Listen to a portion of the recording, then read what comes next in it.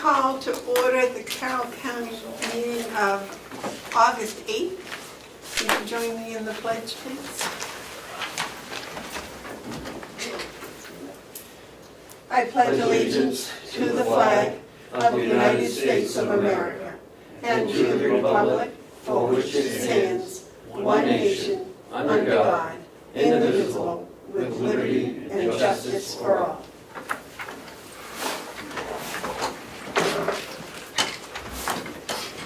Okay, I wait a motion on the minutes. Second. Motion's been made and seconded to accept the minutes from August 1st, 2018. Are there any additions or corrections? Yes, sir. Under the Lindy Scribner Arthur Wood MOU, the motion, it says these notarized affidavit identifying and holding harmless Carroll County, and I think we should put in regarding workman's compensation. The affidavit specifically is for workers' comp.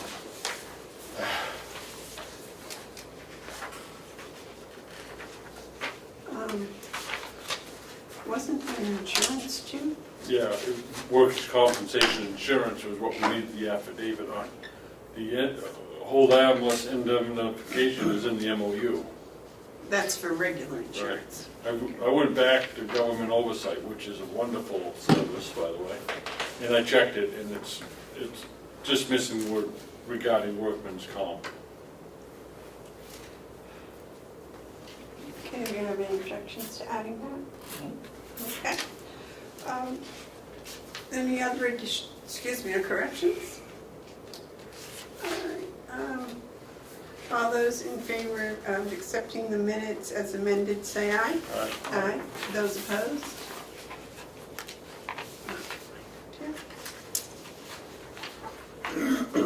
Did you write that in on yours? Did you get it, Carol?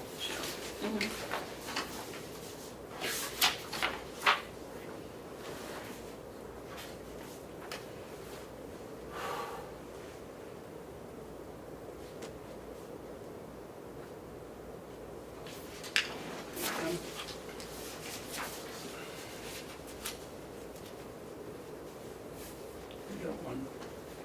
You stole mine, so I had to bring another one. Hold it. No, he did not. I did not. It's A pen thief. What a charge.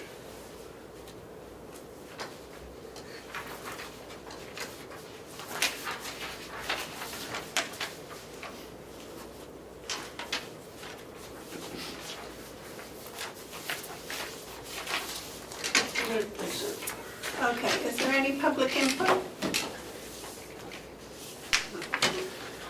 The first thing on the agenda is the land crossing MOU. Yes, Madam Chairman. Last week we talked about the memorandum of understanding.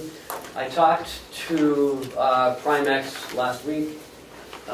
They recommended that we change it from memorandum of understanding to a memorandum of agreement.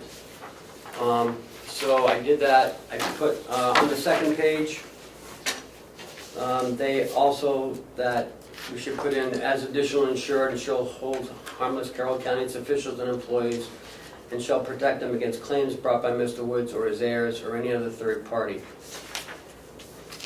With that, the affidavit that we talked about last week should be in your packet. This I created late yesterday afternoon. Arthur Wood personally appeared before the undersigned notary public, which we have 2 or 3 downstairs. Working as an independent contractor by law, hold no workers' comp insurance in the state of New Hampshire. By entering into this agreement, I shall hold harmless Carroll County, its officials, employees, and all others while I'm on Carroll County property. Under this agreement, I shall identify and hold Carroll County harmless from any claims or any injuries that may occur on Carroll County lands while utilizing an old logging road to access Route 28. I am actively logging and adjoining property. This will apply to the present and future heirs of me, Arthur Wood, and from any subcontractors I may hire or any third party that may have any interest in any claims against Carroll County. Okay, that's not the affidavit we got. The one we have is very short. Oh, sorry. You, yeah, you, I worked on it a little bit better, oh, so. Yeah, I'll take that one back. Did you get one, David? Yeah, I did. No, I didn't get Hold on. the, I didn't Yeah, get the did. bigger one. like the second one better? Well, that's all right, we Yeah, aren't sorry, gonna you sign can- any today No, anyways, so. No, well, he just signed it. Yeah, we authorize you to sign this. I think this, Madam Chair, I think this affidavit is fine. I apologize, I was working with two different ones. All right, so Ken, I agree with Mark that the memorandum, or actually Primus, that the memorandum of agreement seems much clearer and cleaner. And I don't know, you've been hanging around these gentlemen, you use more words now than necessary.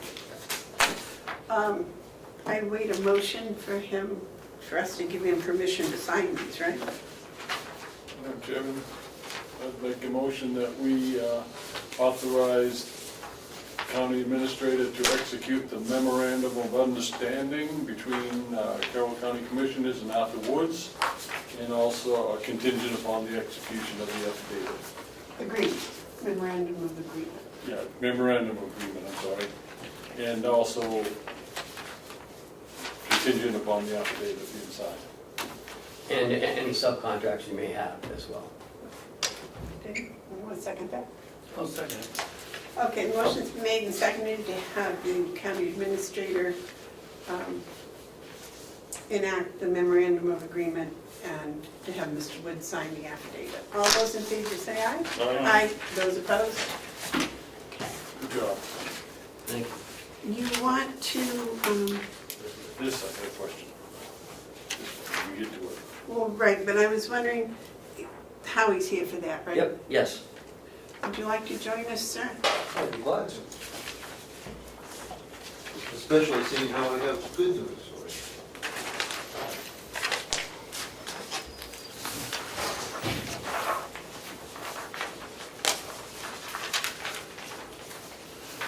you. Okay. You want to talk about your copier system first? Well, I would, and the good news there is for exactly, under the exact same terms, we would start saving $156 a month. Say that one more time. Well, our lease with Porter office machines is up on one of our machines. And if we renew under the same terms, we'll save $156 a month. Largely because we don't believe in going fancy. So, as machines get fancier and fancier, the more basic ones become a little bit cheaper, a little bit less expensive. We don't need all the bells and whistles. We're perfectly happy with the style and the features that we have. And $156 a month is nothing too shabby. Oh, no, it's serious. So does that mean that the contract we're going to have is $172? No, it would go down from 400 and, right, Oh, okay. presently it's 484. Oh, all right. It'll go down to 328. Okay, gotcha. So this is a reduction on the previous one. Correct. And this is the standard lease agreement that we have with the rest of the copiers, right? Yes. So what would you like to have us do? It just needs your signature.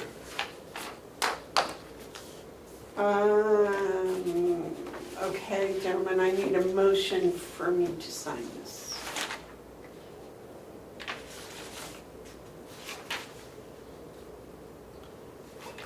They want just my signature? David?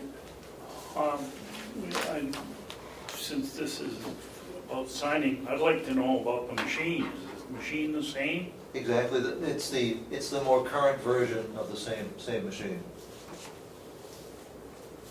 No changes? No changes. In fact, by keeping it the same, it effectively, and it was a surprise to us, results in a lower cost.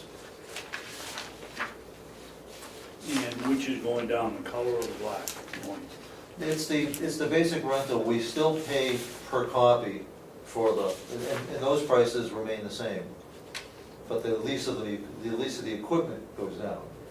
And these are two separate agreements. We're signing the lease, and then the maintenance agreement will come later. I guess I've been confused all this time about these leases. I thought we were paying, I don't know, .007 and .08 for color, and that was gonna cover our maintenance and the lease. It doesn't cover the lease. That covers the maintenance. Okay. That's what Porter office equipment separately from the finance.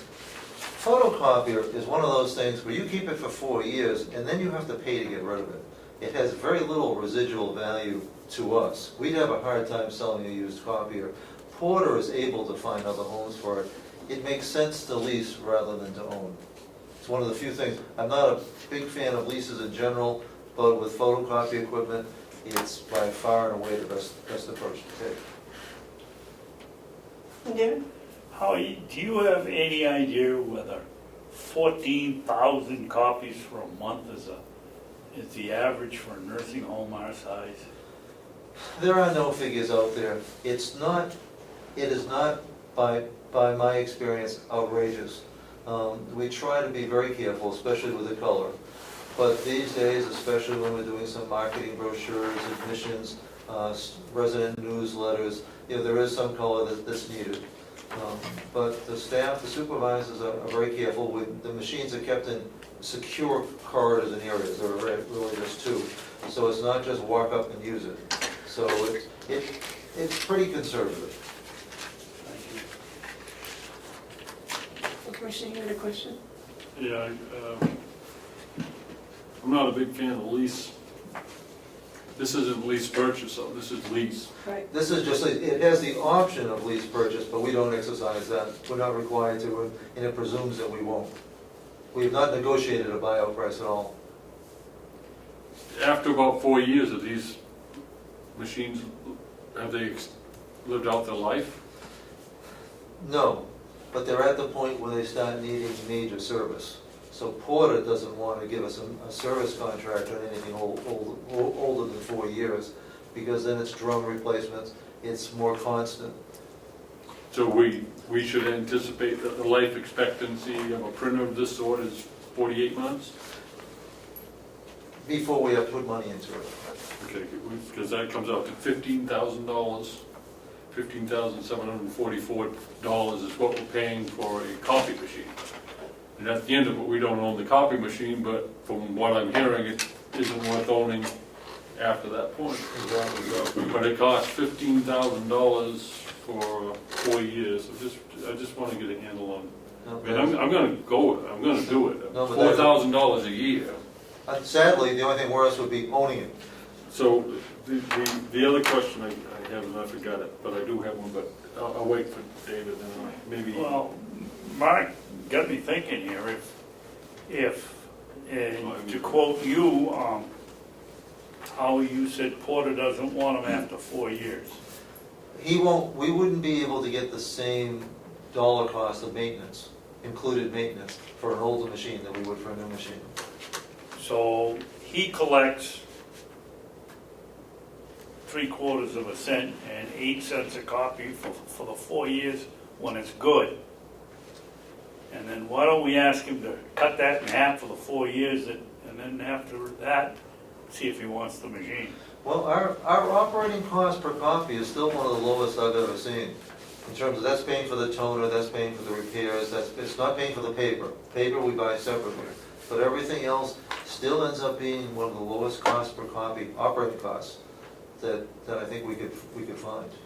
Well, I was just thinking along the line with Mark. I mean, if he's going to collect the big change for the 4 years that we own it when it's a good machine, that's going in his bank. Why not reduce it and when the machine is good, then raise it when it's bad, so that he could cover his costs. And that is the alternative, is to own it and pay higher unknown operating costs. But at 40,000 copies a year, that's a lot. It's 40,000, I thought you were a math teacher. was 14,000 copies a month times 12, that's not 40,000 a year. Oh, I was wondering, I thought it said 40,000. Give me that number again.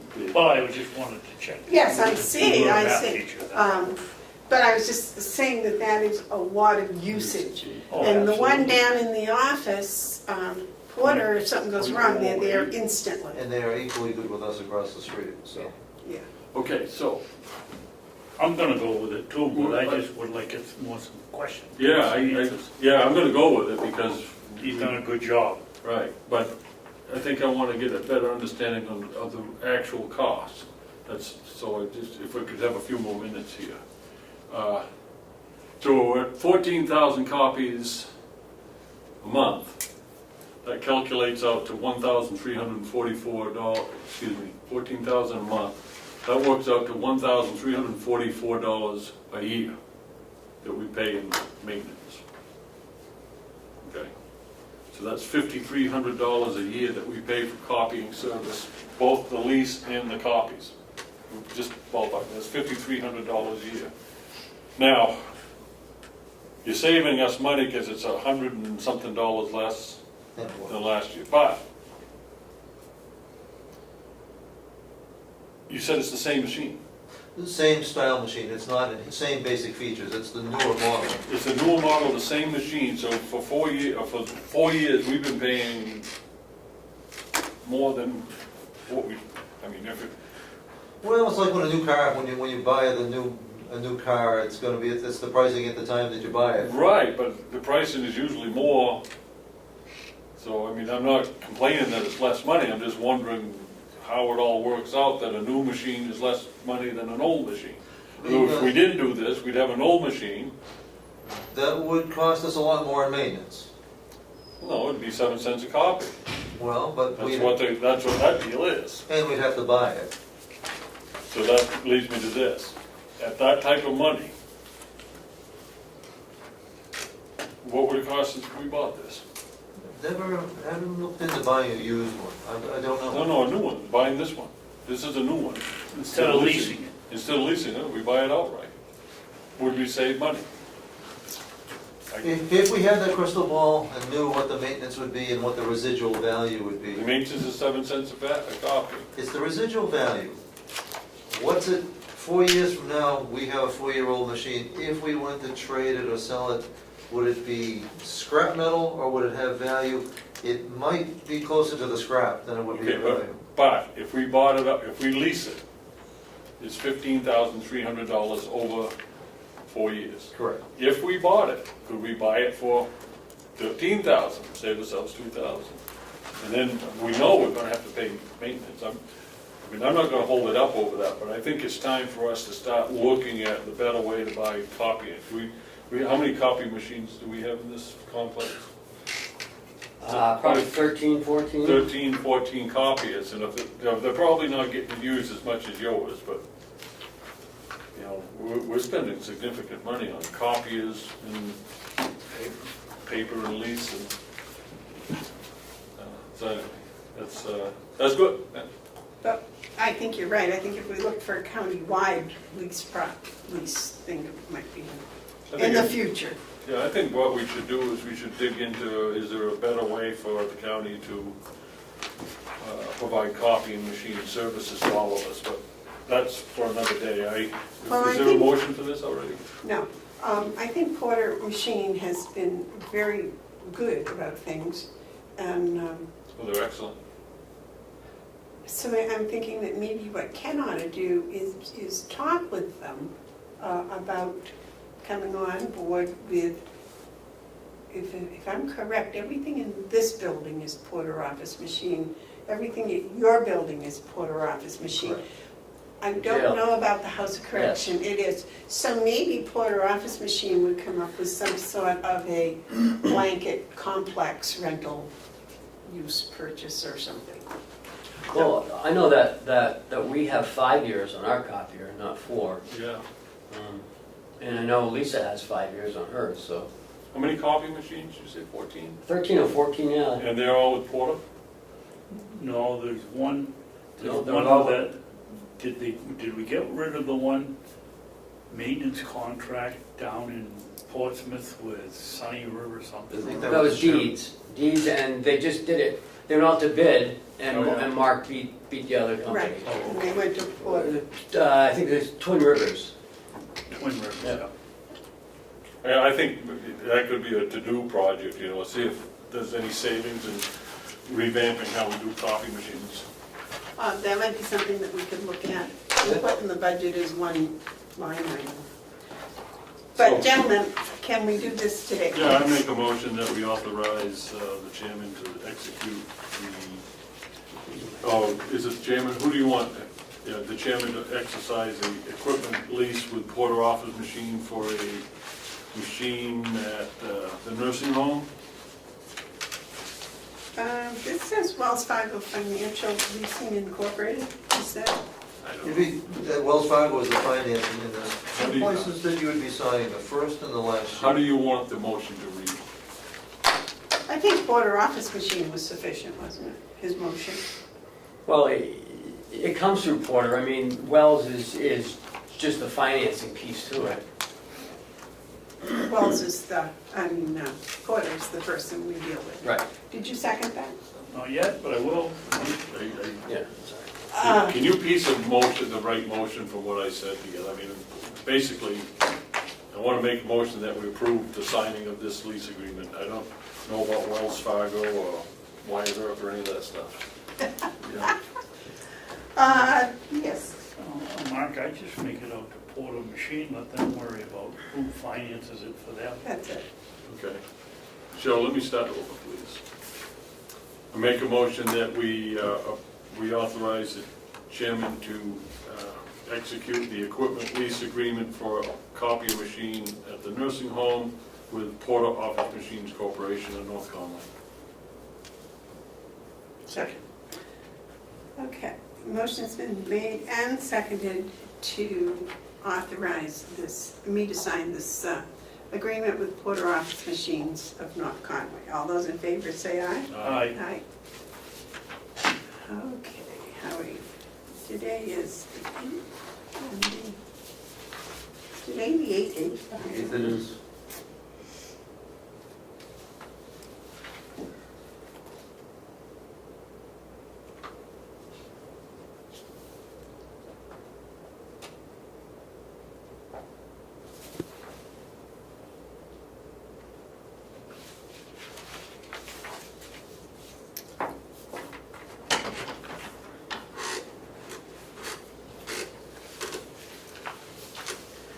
And I'll let you fill out the rest of it, all right, Howie? I'd be glad to.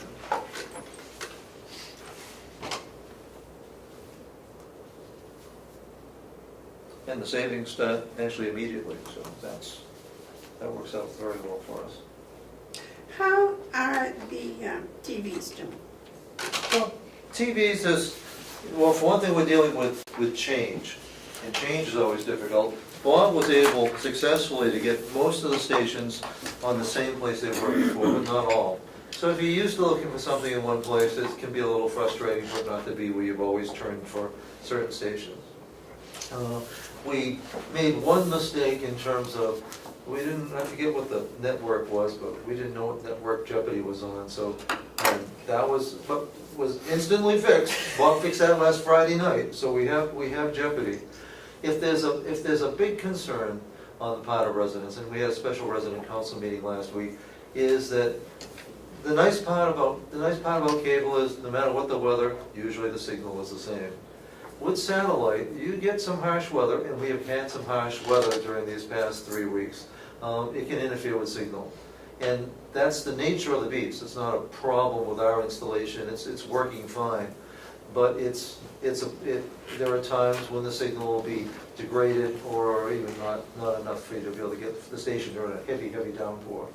So there has been some concern on the part of residents.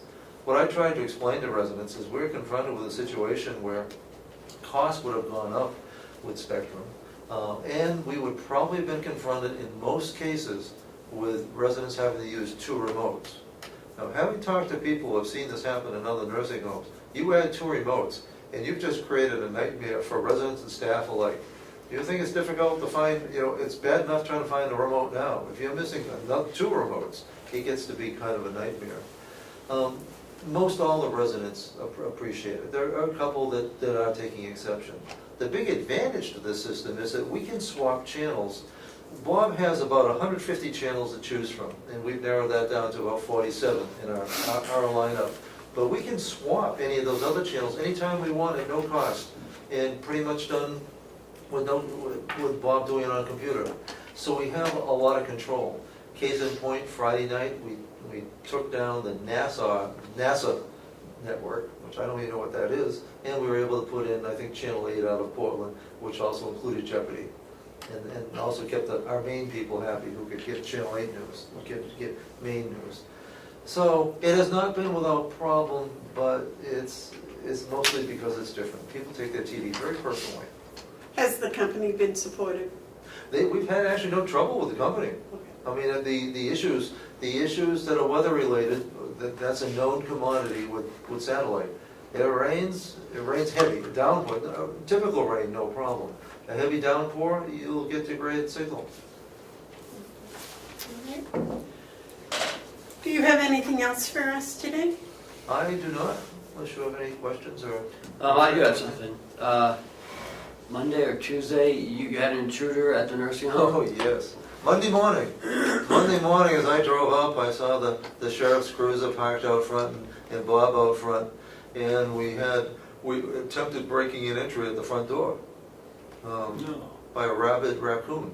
Oh, And I thought this, I think, is it Officer Nolan? Tim? What's Tim's name? Tim Thompson. Tim Thompson was the responding officer, and I thought it was a brilliant move on his part. He pepper sprayed the raccoon, who took off into the woods, and then he was able to dispatch it appropriately, Right. not on the front steps. But I thought the pepper spray I thought that was a great solution. But strangely, if that raccoon had shown up 10 minutes later, when the door would have allowed it in, it could have been a much more exciting time inside that we wouldn't have wanted to see. oh, wow, yeah. And that's Oh, Mr. Babson, was he over in your patch? Pardon me? Was the raccoon in your patch? No. But, Howie, I'd be careful calling it a rabid raccoon until you didn't cut the head off, you didn't send it down to the diagnostic lab. As I told Ken, there was one 5 years ago doing circles in the middle of Route 28 in South Wolfboro, and they shot it and they checked it, it was distemper. Rabies is just a terrible disease. There's never been a human being that survived a rabid bite without the shot treatment. I know this because one of the first bills that we faced in the legislature was ferrets biting people, and ferrets never get outside, they never get rabies, so when they bite somebody you have to cut their head off. That unfortunately shortens their neck and their life also, and makes the pet owner a little bit upset. It's a terrible, terrible disease, and before we panic with everybody, if it's rabid, certainly you want to do that, but yes, it probably would have excited the residents when it went around the corridors, but I do want to caution you though, that it wasn't normal. I mean, It was not He was normal, acting, no. and plus Bob described it as having greasy hair, not like the furry, fluffy, you would see a raccoon. He said it just didn't look right. So a fishing game wasn't called? I don't know. Sheriff's office. I didn't even hear the shots. Because this wasn't just a misplaced animal, this was a nocturnal animal acting in an aggressive and threatening way. Well, keep in mind when in the future when you do this, that if you want it tested, you gotta cut the head off and send it to UNH. Because it kind of reminds me of the old story. I mean, we shot the raccoon, and someone asked, was it mad? And of course the Not answer very was, pleased about not too pleased about it. Okay, next on our agenda is, Thank you, Howard. okay, Don't just Don't give up your day job. Tom Dilloway's over here. be careful heading across the street. apparently reckless. But I think we have, fortunately, with most rabies, there's very seldom any kind of human interaction, so it's not uncommon in squirrels and raccoons, but. Okay, But thank you, Dr. Chandler. Howie Nye, the science guy. Oh, my God. John, I'll see you later. Guys, I'm gonna make you come back at 8 o'clock in the morning. Everybody is much calmer. Next is the supplemental appropriation for the delegation. Ken, you want to address that? I would if I could find it. So in speaking with Commissioner Hounsell, we have to do an application for a supplemental appropriation. And Commissioner Hounsell actually worked on this pretty hard, so I just added a couple different numbers in of what it should be. But this is what we have to give to the delegation so they can think about how they're going to appropriate some of the money. And we were thinking about utilizing the some of the pro share money as opposed to raising anyone's taxes.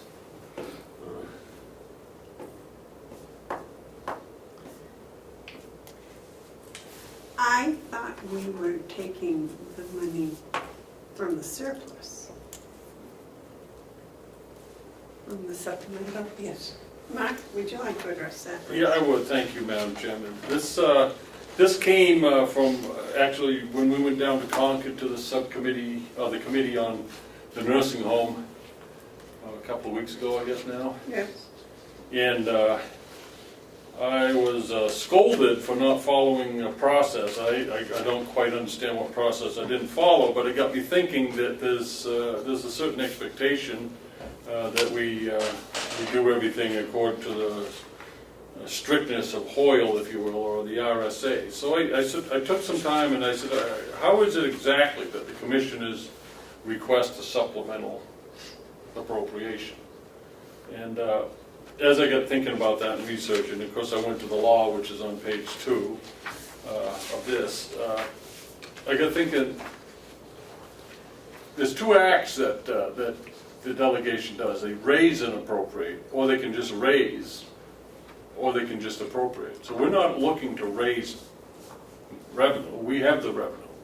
It's in what's called unassigned fund balance. ProShare would be contributing to that. So yes, indeed, we do have plenty of funds on hand to meet these much-needed appropriations. I felt that to follow the process would serve everyone well, and so I think we formally have to make our request. We all have made these requests in conversation and in passing, and we noted here that we're waiting on the administrator, we're waiting on ratifications of bargaining, but we haven't yet formally, in accordance with the law, made what's called an application for a supplemental budget.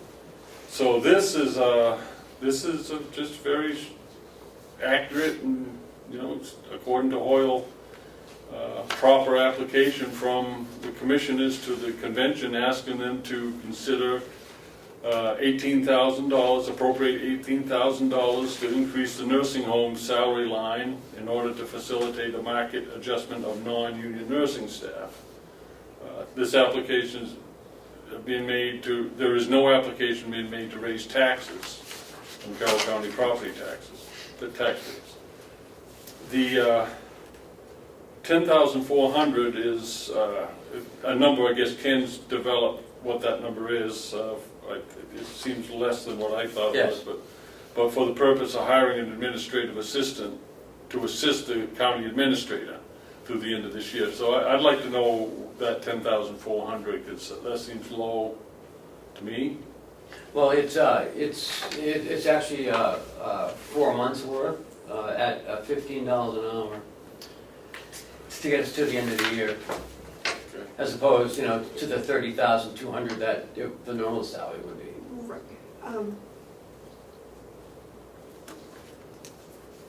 there isn't money in the salary line left for that? No, they chopped it all out.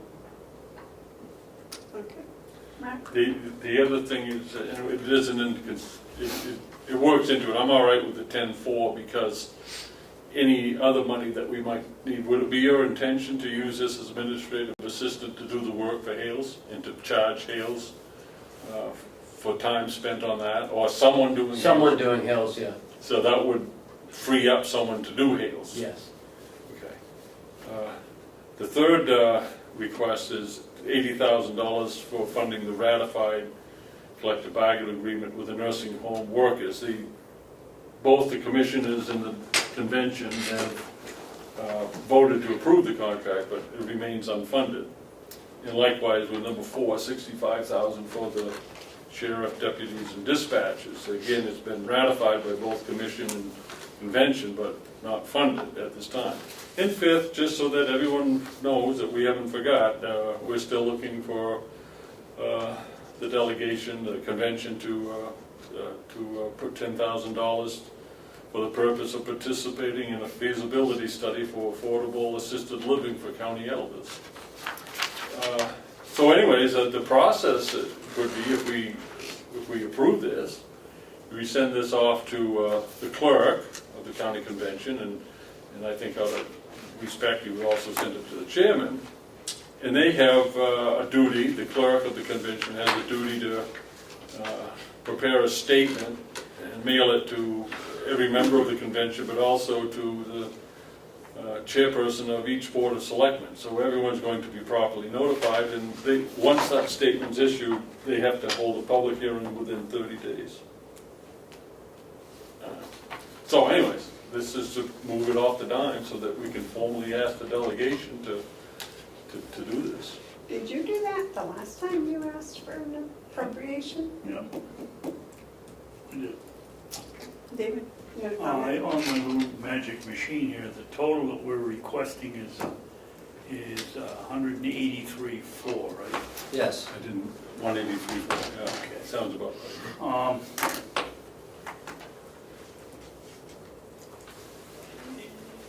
If we do a supplementary budget and it's approved and the delegation appropriates the money, are we going to be paying retroactive to when we or the union ratified the contract? We are paying retroactive to July, because that's when we brought it forward to the delegation, and that's when they approved it. So if July 2nd. if they take it, if they finally get around to coming in here in September or we're still going to pay back that Yes, July 1st? yes. Okay, thank you. So that amount won't change. No. The second piece here, for the $5 an hour nurses, does it have to come from the overage from the pro share? Can't we take that from the unassigned fund balance too? Because we're not quite sure what's going to be with the overage with the pro share. Well, actually, we do know what the overage is. It's $500-something thousand, and it sits there until it's appropriated and returned to taxpayers, so it sits there. What I did under that first one for the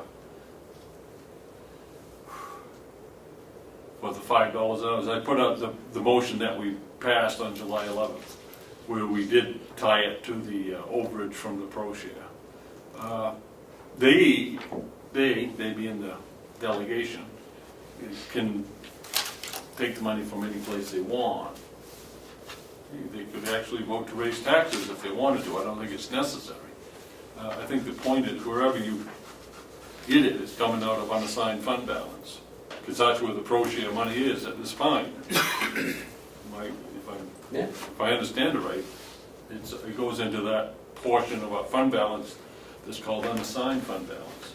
But it isn't there yet. Sure it is. Sure it is. It doesn't go into the nursing home. No, it goes in the general fund. Yeah, And then the general funds at the end of the year. it's in our general fund right now.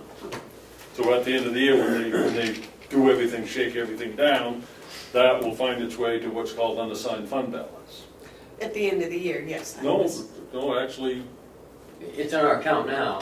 if you stop the books right now, you would find an accountant would say, okay, that's in the unassigned fund balance. That's where it went. Because it was my understanding that it was in the nursing home's budget. No, it's nursing home revenue, The $1 it goes to million the general dollars. fund. The one we expected. Well, the 1 million is. Right, The pro-shared check, Right. but the 500,000 but is it in our turned general out to fund. be more, so wouldn't the whole check go in there until the end of No. the year? No, it all goes into our general fund. We only really have one account. It's not separate.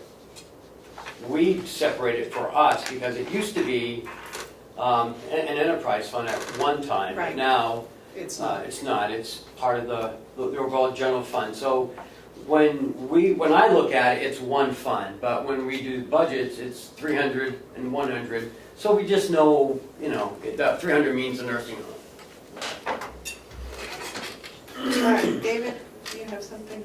Oh, you just said it. Thank you.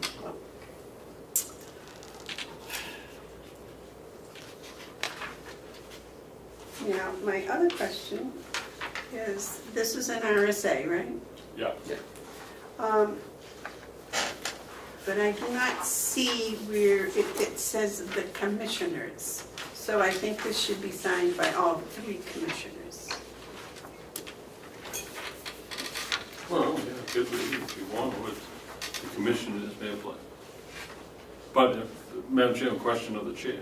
Yes. If we by vote give you authority to sign this on our behalf, wouldn't that be the commissioners doing it? I suppose that would.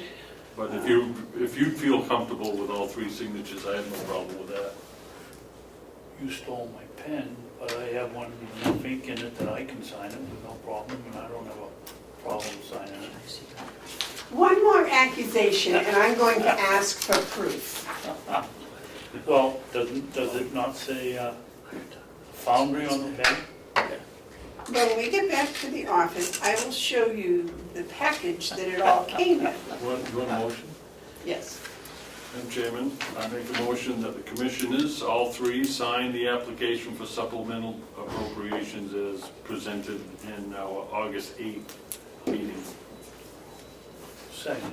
All those in favor? Aye? Aye. Now, mine is written on. Is yours written on? Yeah, mine's. Mine's on.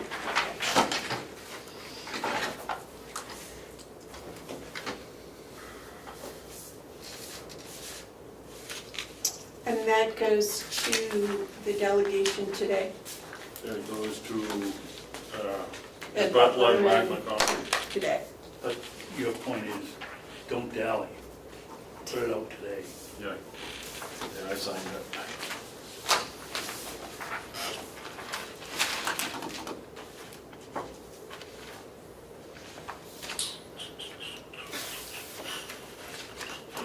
So that is what should have been presented on July 2nd.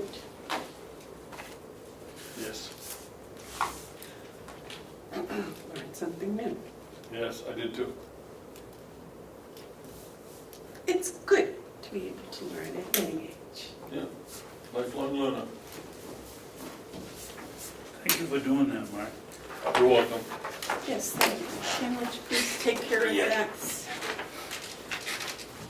Okay, the hiring document. So, according to the RSA, the commissioners hire, yes. Okay. And I've been talking about this for a couple weeks now. I think we should have the commissioners hire,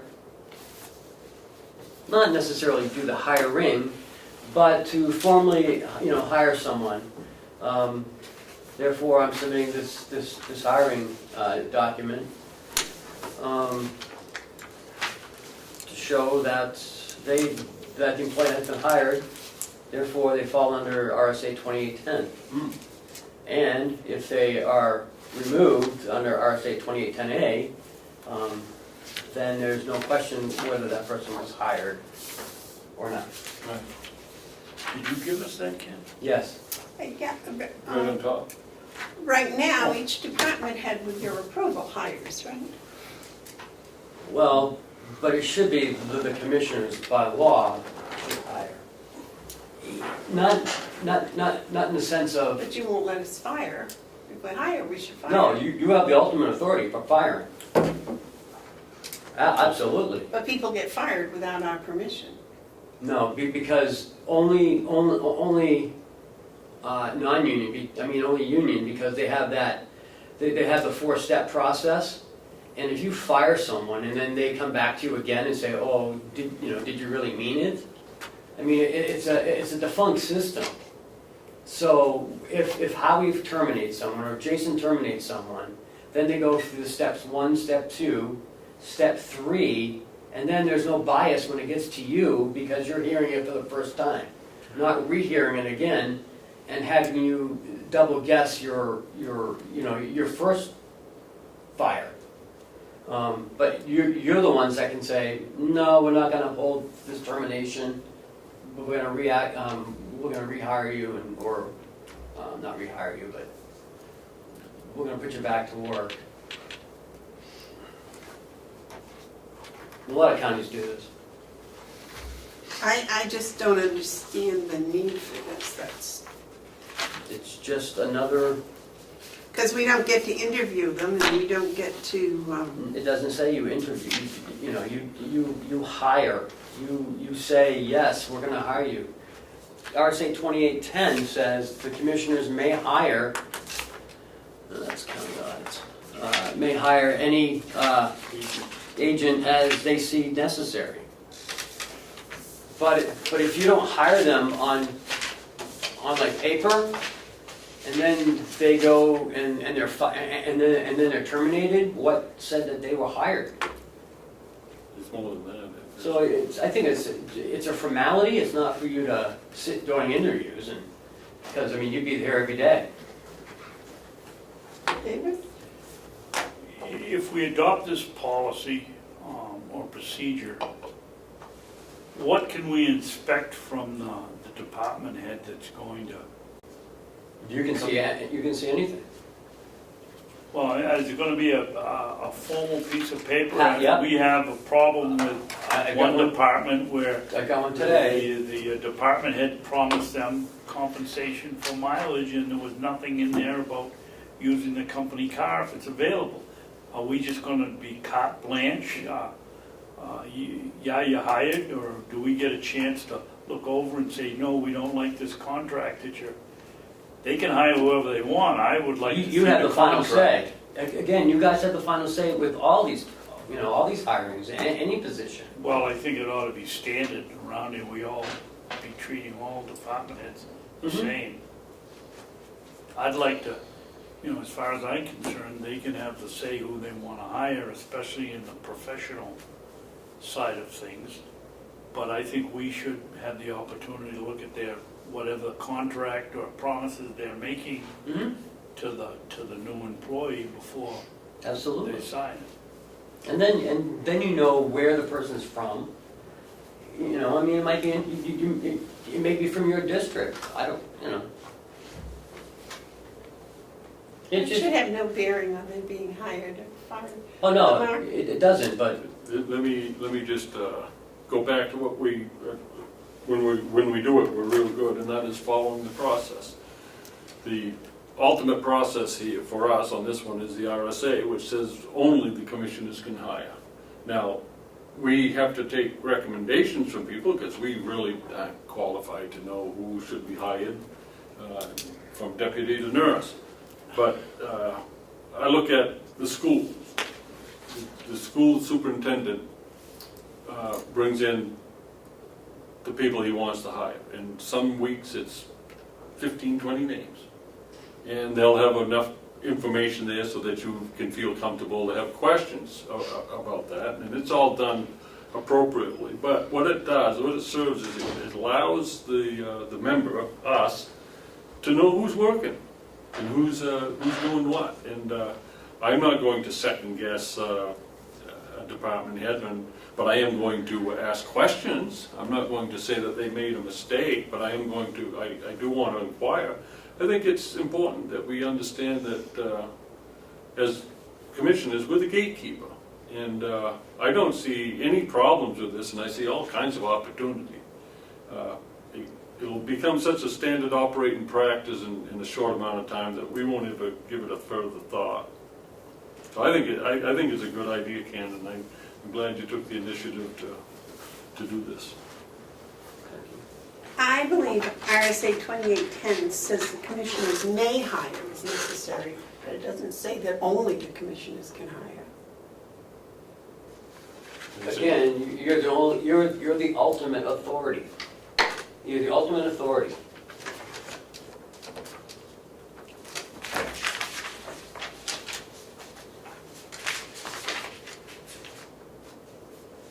The Commissioner of each county shall employ such number of clerks and agents as said commissioners deem necessary. Shall.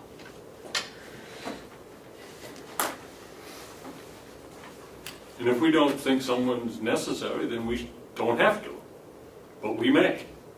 So that's all those words were. I think it's a good idea. I think it's something that needs to happen, or I wouldn't have even brought it to you.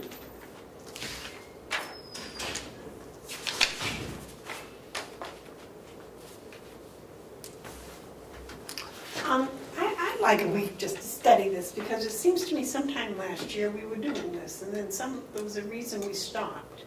We've never done this. I tried to get it with the last board, and I can vote on it this week or next week, but out of courtesy, I have no problem allowing the chairman a week. You know, but I'll vote for it next week as well. All right. Is that all right with you, David? Sure, take a week, take two. No, one should be sufficient. Just to let me check through some of the notes and things from last year. And maybe because Ken tried to produce this last year, I don't know. But something in my brain has got me looking here. So we'll do that next week. Okay, now this one we are familiar with, this bidding RFP process. This is the one that we agreed upon, yeah, last June. So I was wondering, did you make any changes to this at all? Or you can. No. We make changes. yeah, I don't make changes. This is for review, right? Yes.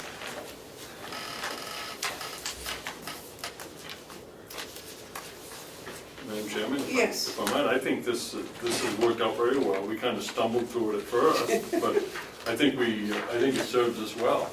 We get the opportunity to open the bid, we get to declare who the apparent low bidder is, if we can, and then we take the time for having our staff do the appropriate vetting and come back with a recommendation. So I don't see any need to tweak it, but that's just. David? Do you have any additions, corrections, comments? Well, it's the first time I'm seeing this one here today. We've had it for a year, and we've been operating pretty successfully with it. I'm concerned, as Ken knows, and maybe you know, that we get a non-routine item, and it's $4,990, and we were getting the answer, well, it isn't over the threshold. So I forget whether it was you folks or the last board, we put in the $2,500 non-purchase. It doesn't have to be a request for quote, but some kind of evidence that the price that the person is paying is in the ballpark. What? I would like to see some verbiage, maybe to change it from amount exceeding $2,500 to something around an amount in the vicinity of $2,500 requires a backup printout from somebody. I thought it said on here someplace that it requires 3 of those. It's on the second page. 3 competitive prices available. Right. Is that on the second page? I believe so. Where now when I check the bills and go over a study, often you'll say, well, it isn't over the $2,500. Well, that's not the point. The point is it's a strange item and it's $24.90 and they don't want to go up. But other than that, I think it's working very well. I agree with you. Maybe it's not I listening. can't believe what a mess this was Oh, 6 years ago. It's in the first paragraph, sorry. Yeah, I see, now, I knew it was there and I've read every paragraph up to it. Would you, Did you read the stuff backwards? I read it 2 days ago or whenever it came through on an email. If it says purchases of non-routine items, one-of-a-kind purchase with an amount exceeding $2,500, you want to change that $2,500 amount? Well, no, I think 2,500 is fair, but it bugs me that somebody will come in and it has happened, well, it's 24.50, so I don't have to do it. You know, the idea is to save the taxpayer money and prove that you're spending it wisely. And I think this, I hear what you're saying, I agree. Let me give you a second. with an amount of, maybe we try approximately exceeding $2,500. Or an amount of approximately, How about between 2,000 and 5,000? I don't want to make it, you know, Because then at $199, No. they've got plenty to do. It's just,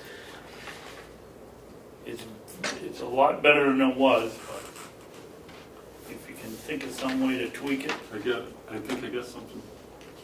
Mark? I think if you added a sentence at the very end, in the event, something like this, I'm crafting it in my head, but something like this. In the event this one-of-a-kind purchase is less than $2,500, the department head shall give reason why 3 competitive prices weren't Not obtained. Or not obtained, yeah. Something like that might do it. In other words, you don't have to get, if it's over 25, you gotta have 3 competitive prices. So if you got a $24.99, you don't have to, but you now have to tell us why you didn't. Something like that, maybe.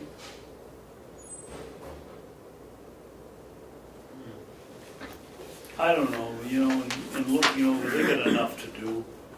They all know that they're looking at $2,500 as the limit.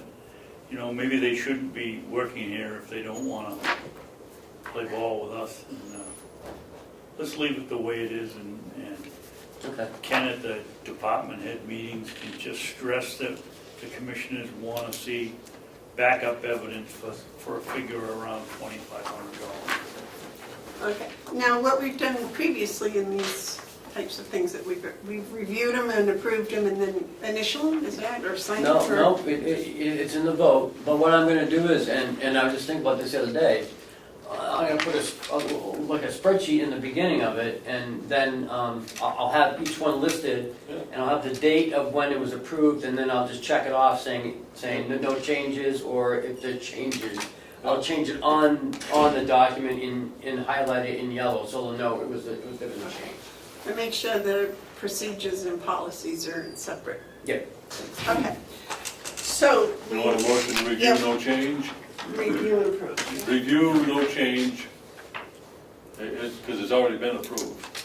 So review, no change. Second. All those in favor of review and no change of the Carroll County bid RFP procedure, say aye. All right, Aye. Aye. All right. now I looked at this lockout one. This is good, this is good. Okay, the next one is the tag-out policy, and it seems to me that this is only when they are maintenance, is that Yes. correct? I did just have a suggestion, because reading this over, it was, if something happened here, is there a list someplace as to where these hazardous machines are? It would be any machine that has any moving parts, like a bandsaw, a drill press, a generator, I mean, there's lockout mechanisms when you repair these things. Right, but is there a general list? I gotta talk to Bob, I don't know. He would have that. Yeah, oh, yeah, I'm sure Bob has it. Well, that was my question, if there was a general list someplace, yes. I think this is a very good, and I commend us for having it, and I'm wondering if Bob might have had a hand in this in the first place. He's pretty sharp with these type of things. What's he? The most important thing to do with the lockout, tagout, is to make sure that if someone gets into electrical, doing some electrical work, to go back to the breakers, the panels, and lock that out so that no one can flip a switch while they're working on something and zap someone. And that happens. That happens much too often, you know. Someone will throw a switch because they're going to, you know, out of a breaker, they'll turn it off, then go to work on the device, and someone will say, oh, this needs to be on. And you turn it on, the guy gets zapped. And Sure. so this looks like something right out of OSHA. I love it. And whoever came up with this in the first instance, it looks like it was done back in 215. Yeah, 50. So this is, yeah, Mr. Babson. yeah, this is, Mr. Miller was here. yeah, it was 3 months before I started. yeah, it's a good policy.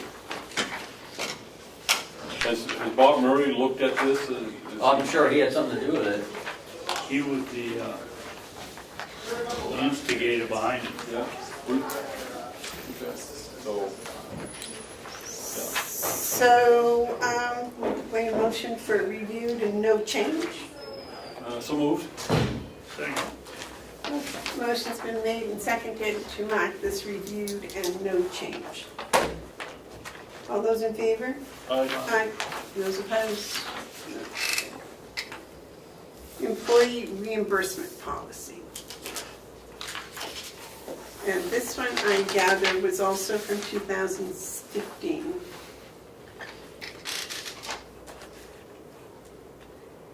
This was done by the former treasurer.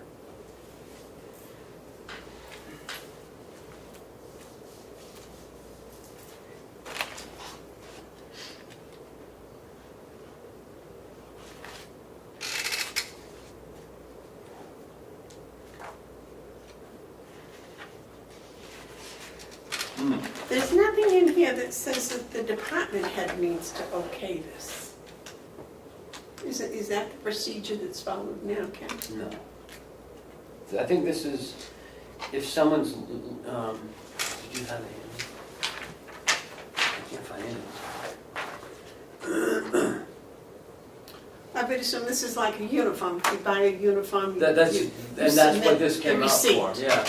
Well, People are getting boots and not having a receipt. well, I understand that, but shouldn't the department head? Yeah. I think this needs work. Yeah. The policy of the Carroll County. And Jim, I think you're right. I think department heads have to be in here somewhere. I think we need to be, consider a couple more steps in it. Now, when a person buys a uniform, Cheryl, they have the receipt. Does their immediate supervisor okay it? Yes, it can't come over here until it's been okayed by their supervisor. But the policy doesn't say that. No, Well, but that's what I'm thinking. We should put that in the policy. It's something we're already doing. And maybe the department head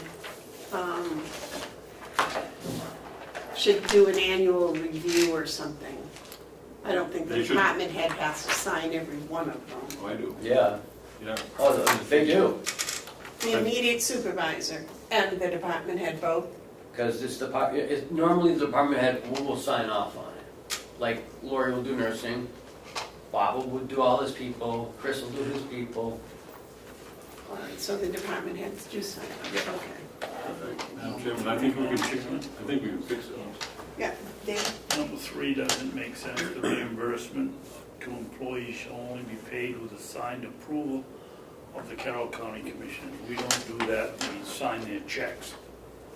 Yeah. But we don't sign their checks if we don't approve the reimbursement.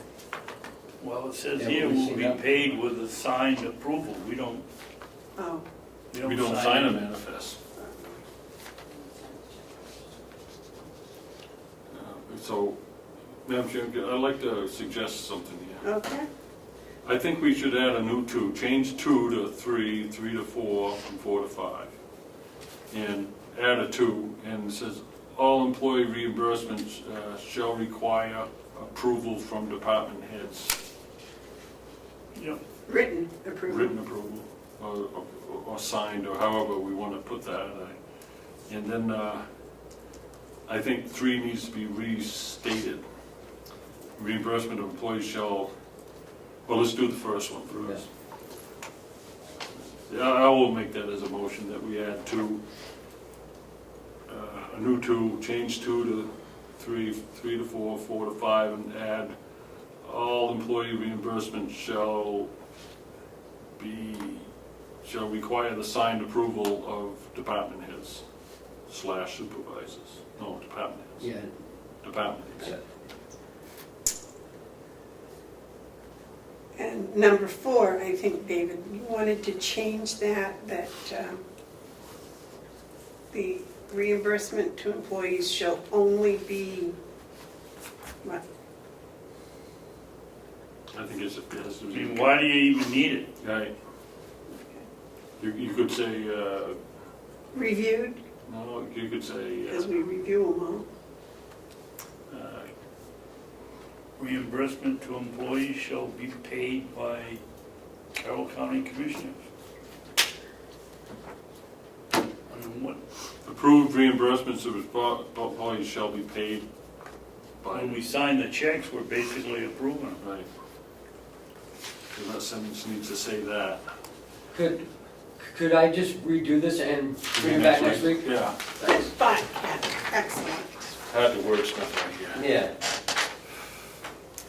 Okay, So that's review, that's get you next week. Hale's location,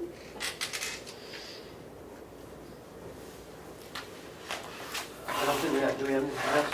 Nothing for Hales this week. yellow folder, Nothing in yellow folder. administrator updates. We're doing really, really well on the handbook update. We've been working on it. We met last week. Could we not discuss that because we were served papers concerning that? Not on No, the handbook, no. Madam The Chair. handbook? No, that was. No, it was not on, it's Report. not on it. That was the annual report. Is that what you're talking? No. Oh, I'm sorry. I apologize. So we've been working really hard on the employee handbook. We met last week. We've been going through some of the policies that we have in that handbook, and we're going to bring it to the commissioners, I believe, in another 4 weeks. New and improved, much better flow to it, and Howie, myself, Jason, Lisa from the nursing home, and Jessica. So we're all working on it, and I'm really happy. That thing's been bothering me since I got here. It's not a very good handbook. It doesn't flow well. So I'm happy to report that it's going to be a much better tool for the employee and the board. Are those policies that we've already reviewed, or are they different policies? No, some will be in there as these policies, but it has to do with, onboarding and, health insurance and just how things flow. It's- Mm-hmm, yeah. The old copier and the deeds, you signed Lisa to get a new one 2 weeks ago. What do you want done with the old one? She says it's, we could give it to another department, but they're all gonna have to get a maintenance agreement with it, and What is it? What is the machine? I don't even know. It was an old Konica or something. Right, I was trying to think, it's like 20 years old though, isn't it? I don't think it's that old, but I think it's like 12 years old. Yeah. Mark? Do we have an equipment or a property, what's the word? Trying to think of the word. Recycling? No, it's Disposal? It's like disposal, but it's a different word, but a policy that tells us how we can get rid of something. Again, I'll go back to the county school board. We get desks, we get equipment that we don't use, and there's a policy that we have to go through. And the final thing, if it's junk, is we'll just say to the business manager, get what you can for it. Okay. Do we have a policy No. like that? Then that's what we need. Policy on disposal of, Call Jim Hill at SAU 9. Ask him if he can send you, okay, actually, you probably can find it online. okay. I don't know. Actually, I think Will has a metal pile that he collects and then eventually sells, right? And he takes it to the junkie. We should do it because, we have an obligation to make sure that all property is disposed of correctly. Right. And in some instances, it involves the delegation, I believe. No, I think so. only commissioners, Is it real estate only? real estate only. Real estate involves the delegation? Yes, absolutely. Okay, that's what I was thinking. But as far as the property of the county, it's in the hands of the commissioners only. Jim Hill would help. Okay.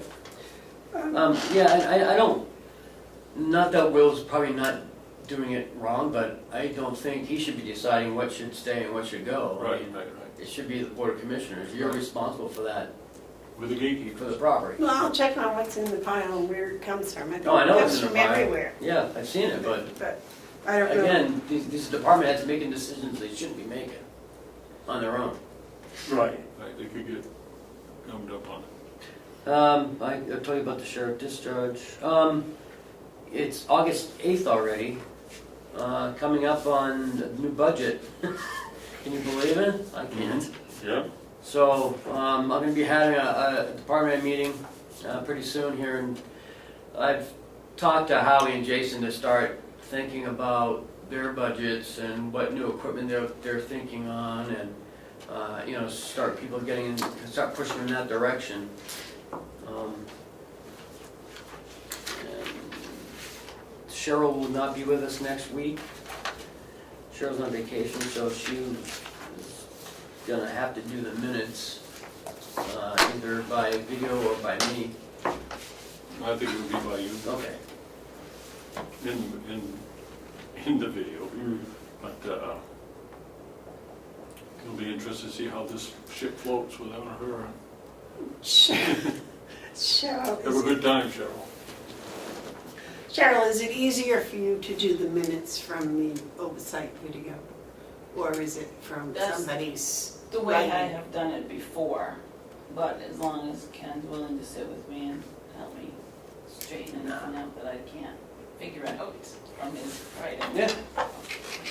It might take you less time if you use Ken's notes. Yes, it's very time consuming to do it by the video.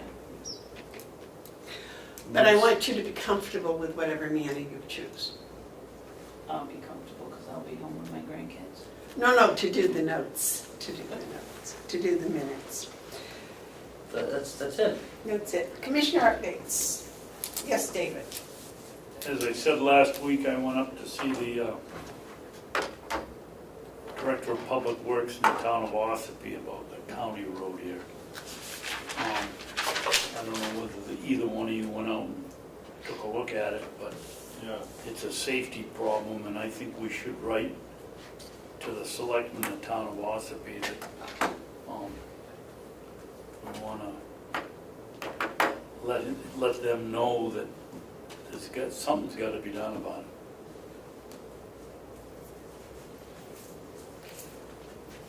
Mark? I think might be good to do that, Commissioner, and you write a letter to that regard, and I'd be happy Okay? to sign it. It is a safety hazard. If someone going around there without texting, it would be hazardous. And what I've been seeing on the road is more and more people looking up just as you get to them. I mean, texting in driving is a big problem. You take a turn like that, and someone's in there and they're checking their email. Boy, there isn't room if you're not checking. Right. Right, that's an accident waiting to happen. Isn't the law like 8 feet from the road or 12 feet from the center of the road? Right away. Right away from the center of the road probably extends 30 feet from the center of the line both ways. No. You don't think it's 30 feet? I was down there yesterday, and I was observing, and I was trying to find out where our stone wall goes, because there's a remnants of the wall, and I believe that is what they used to call a two-rod road, and a rod is 16.5 feet, so it's a 32-foot wide road. So it's at 16 feet from the center line. But generally speaking, when there are stone walls on the road, the stone walls are generally 2 rods apart. And so what I was looking for was to see if there was any remnants of the stone wall. And then we could ask the town if they would build the road towards our stone wall to make it wider. Because I believe the person that has the ribbon up, he probably has a deed that gives that distance from his back corner and down to the front corner, etc. So I think what he's doing is probably well within his right. I just think the road needs, as you were saying, needs to be widened. And I was down there looking to see if there was any land that would be town right-of-way that they could use. So the road may be in the wrong spot. Well, I think the road is in the right spot, it's just not as big as it could be. It was probably used for horse and wagon, You got a stone wall there and a stone wall there. but there's And no that's stone the- wall, it's a house. See, you haven't been down there, but there's a house. Yeah, I know the house. I bet This I is did. the man's front lawn. Yeah, and, right. But here's the stone wall, but if you come over here and you come out here at 32 feet, Yeah, then you've got a road big enough to move okay, in. so, but if that road is here, right? Yeah. And it's crowded, maybe that road's supposed to be over here. Well, it could be widened, I believe. The road is, what would you say, 20 feet wide maybe? I don't think it's that wide. So that'd be a rod and a half, is it? Yeah, 2 cars, although Chris was there with his vehicle and I was there with my truck. And to pass, I hope you're going in the same direction. no, we were going in opposite directions, we passed there. So to pass, so what's a car, 8 feet wide? Somewhere around there, yeah. So I wouldn't think the road itself is 20 feet wide, because it was, I mean, Close. yeah, we had a chit-chat. So that's what my suggestion, if you write a letter to the selectmen, you might ask them about widening the road to the, but I didn't see a stone wall. I did ask Will, and he said he thought there was the remnants of a stone wall there. So perhaps a letter should say there's a hazard. It's an immediate hazard, needs to be addressed. And let the Ossipee selectmen go out and look at their road and figure out what has to be done to address it, instead of jumping to the position that the guy has marked it wrong. I think it's an issue that the selectmen should look into. Well, I was found that if I'm going to complain about something, I like to at least attach one possible solution. Seems to get a better result, but what do you think, Dave? Well, Brad told me when I went to see him that they've been in some agitated state over the road, so something's going on. I'll just write the letter. If you want me to write it, I'll write it. Okay. You can approve it or you can throw it out. No, I'm sure it'll be right. I think that we should be protecting ourselves by letting the town know that we consider it an unsafe condition, and it's not our responsibility, but we would hope that the town would take some time and fix it. Yeah. Well, a lot of our employees travel that road, so you're right, it's none of our business, but the safety of our employees is. Anything else, Dave? Oh, yeah, one thing, I kind of enjoyed this starting time at 1 o'clock, because at 6 a.m. I'm not racing around trying to feed animals and get cleaned up and come here. What do you two also think? Maybe we don't have to do it every single week, but it sure was nice to be able to relax in the morning and get things done before we came here, for me. Well, I agree, I didn't have to get up early and do my chores. The only thing is, I would like to make sure we put a stop date on it so I can get home and do my chores in the afternoon. I think we need to think about it before we change anything, because I try not to get into routines too much, but I'm just thinking, yeah, I may not be, I don't know, can we talk about it Next a week? little bit more? Sure, I mean, I'm just voicing my opinion. Yeah, You want to try another 1 AM next week? no. I mean, No. 1 PM? 1 a.m. That could go the wrong way. There we go, No, I okay. don't want to do that. Well, before we switch it, let's think about it. Yeah, let's think about it. Okay. Do you have any updates? No, I do not. Commissioner updates? No, I'm good to go. I got one more thing, if I can just. Oh, For next week, I'm gonna be looking at a drug and alcohol policy for the nursing home to implement. This is a new one?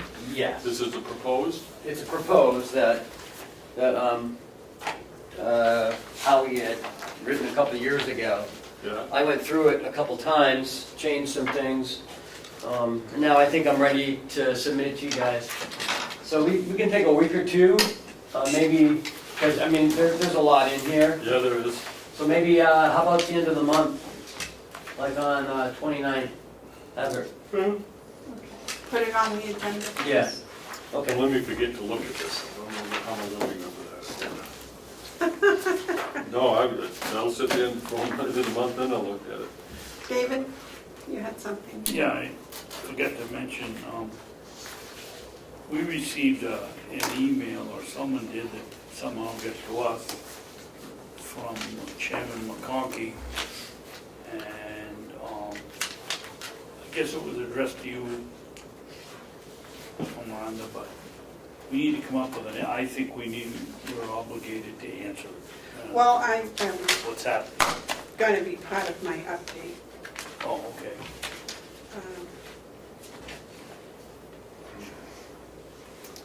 Okay. Anything else, Stephen? No, not if you're bringing that up. All right.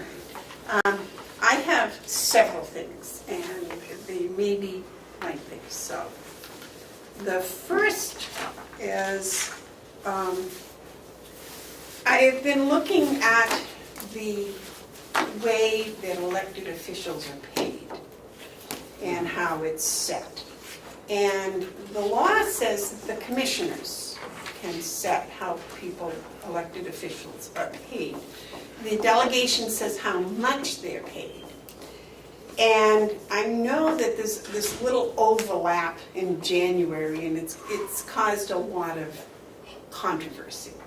So I was looking forward to the 2019-2020 terms, because that's there. We have generally 2-year terms. If we could take the amount of money that the delegation says the elected official is going to get paid per year, and we double it for the 2-year term, and we just divide that by 24 months. And on the last payday of each month, starting with the last payday in January, the elected official would get 1/24 of their money paid as stated by the delegation, so that the budget and the fiscal expenditure would all be in the same year. And everybody would know ahead of time exactly how it was coming. There would be a monthly pay, but the terms go for 2019 to 2020, and the money to pay for that term would be in 2019 and 2020. We could budget it equally. It would come out fiscally within the year, There'd be none of this overlap and, oh, well, somebody isn't gonna get paid for a day or 10 days or whatever. And we can do that. We can make a policy because the commissioners are responsible for how the elected officials get paid. And that's, I would like to suggest that we enact that policy starting in 2019. Yes, sir. Yeah, I think that would work. I think what you could fine tune it by saying, would people begin the term the second Tuesday of January? So in 19, the second Tuesday is January 8th. So if I understand what you're saying, is that you start on January 28th, and then on February 8th, you start on January 8th, then on February 8th, you would get 1/24th. No. No, you wouldn't. The last No, you payday in January, you would get 1/24. should work a month there. Well, that's all right. No, if you want to fix it, you have to have those 1/24ths equal a month, not 32 days. No, because Why? elected officials, we could get $9,500, a check for $9,500 for the 2-year term, anytime we get it. Right, So we can get it the last payday of each month okay. for 24 months, starting in January of 2019, ending in December 2020. Okay, so ending in December, is that? Okay. 2020. 20, right. Okay, not January 8th, No, 2021. no. All No, right, so you'd actually, okay. All right, yeah, that would work. we'd be in fiscal year 2019, 2020. That would do it. So the last paid period in December of 2020 is the 25th of December. So people are going to be working until January 5th without pay. I hope they have to understand that, because that's what they're going to be doing. Well, they were elected officials. Right, yeah. Yeah, Elected elected officials officials. will work Only those, elected officials. those 12 days without pay. Yeah, Okay, yeah. just want to throw that Because out we've there. already been Well, paid ahead of they time. would have been prepaid. Right. They could say, I wouldn't work, I've already been paid. So if my Exactly. salary was $9,500 a year, at the end of 2 Right. years, I would have $19,000. Yeah. Is it that much? It would, You make that much money? 9,500. David makes more. but- so, yeah, it would work. It would work, yeah, okay. I'm all right with it. I talked with Ken about this yesterday, and he couldn't give me a downside. I just figured that one out, that people, I don't want, January 5th coming around, well, where's my last check? Because I worked 10 days without pay. You have to, we'll have to explain it to You you. get paid by the term, Right. by the term. Yep. If the term starts on the 2nd, ends on the 9th, you get paid by the term. 24 equal payments. So elected officials wouldn't be getting weekly checks, they'd be getting monthly checks. Yeah, why not? Unless somebody that's much smarter than I am on this subject can convince me that this wouldn't work, it seems to solve the problems that we've had Solves the math. for the last 2 Just years. as long as you don't create another payroll date, I'm fine. No, the last payroll of the month. Right, yep. Which could be, whatever day. It could be anything from the 22nd to the 31st. Which, Um, go ahead. Annette. But it could be, it's not like you would say, okay, on the 28th of every month, I'm going to get this. It would Last be paid- the last last paid. pay period. Pay period. Okay? Yes, sir. Continuing on that subject, Well, I think we need a motion to do that. well, you're the mathematician, why don't you go ahead and do it?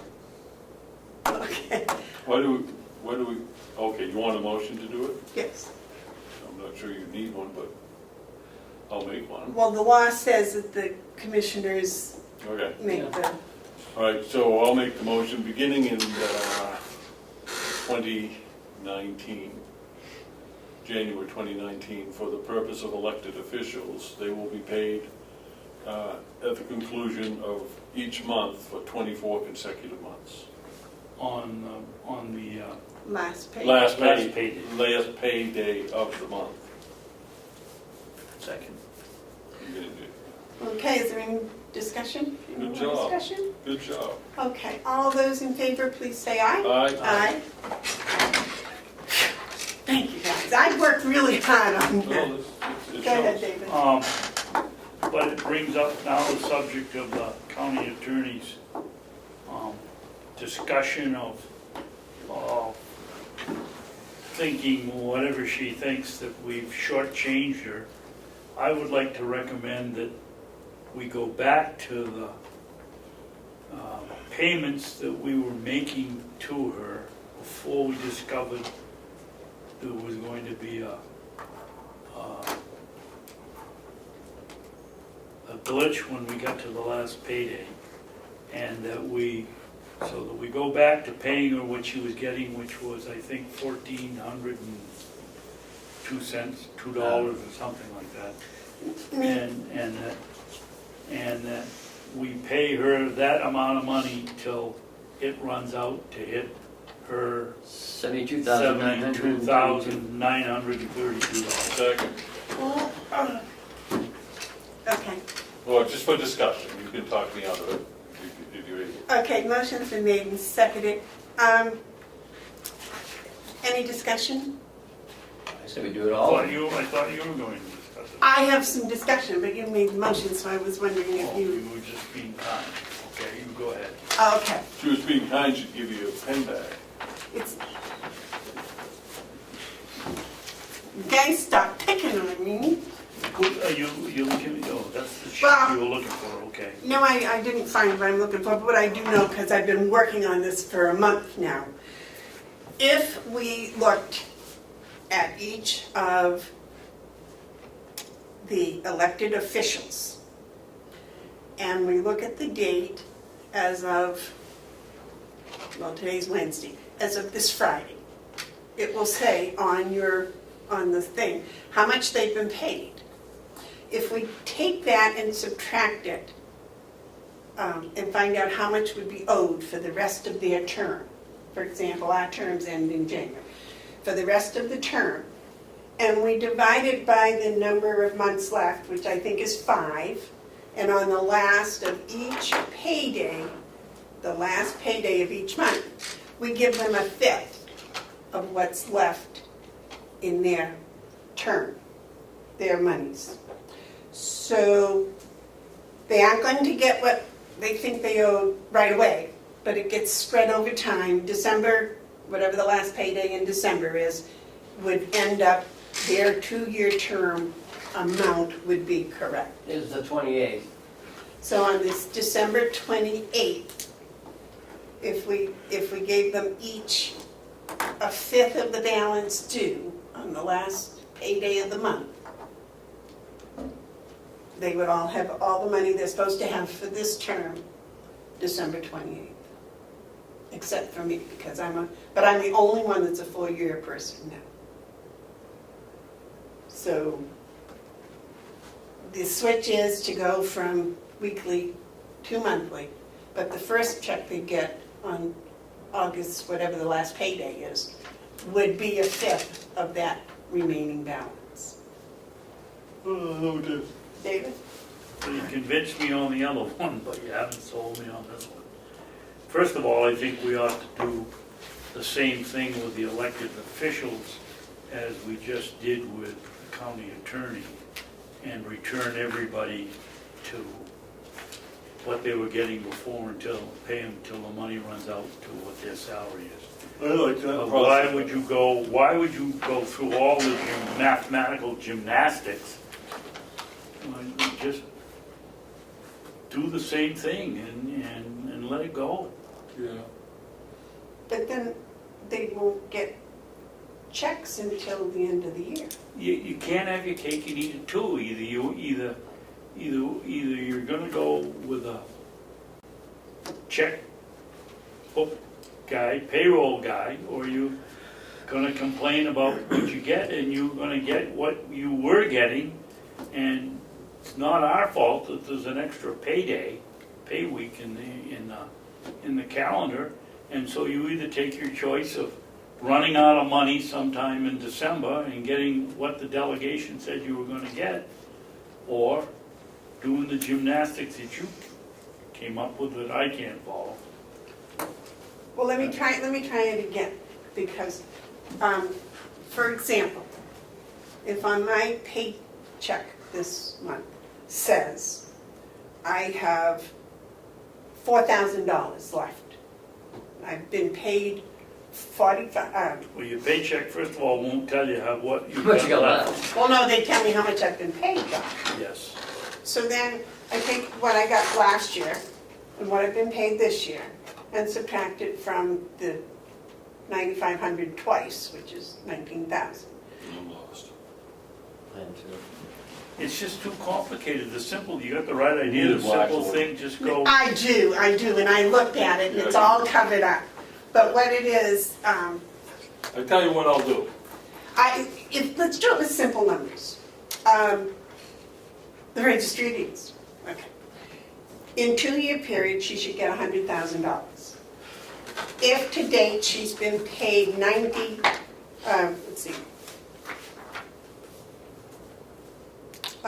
$160,000. So that means there's $40,000 left. No. She gets You said $60,000 over. She gets $200,000 a year. You said No, 100,000, now you're saying In 160. 2 terms, She gets 50,000. 50,000 a year, that'd be 100,000 for term. for 2-year terms. Right, for Two- for right, two for 2 years, terms. for 2 terms. 2 terms. No, for 1 term, 2 years. Yes. For her entire term, at the end, she should have $100,000, Right. okay? Now, Less than suppose, 60, you just said. right, so say that she's collected 50,000 last year and whatever this year, so it's now $60,000. So this 40, 60,000 what, left or to no, pay No, her? she's gotten Collected. 60,000. she's Yeah, collected collected 60,000, so there's 40,000 left, It's like a Oh, cloud. okay, okay. right? So there's $40,000 the county owes her money. I can't make heads or tails of what you're saying, Madam Chairman, but I will do this. How about this? Well, listen, just let me No. finish, don't interrupt, let me finish. But my head can't hear you. Okay, Well, here, I do it this I'm finally way. following. I think you 50,000. like, I think you like what I have to say. Well, no, here's 50,000 for 1 year, Yeah. 50,000 for the second year. Okay, There's $100,000. Yep. Okay, now she collected 50,000 last year. hopefully. She's collected 1,000 this year. Wow. Okay, so there's 4,000 left. See my fingers? What?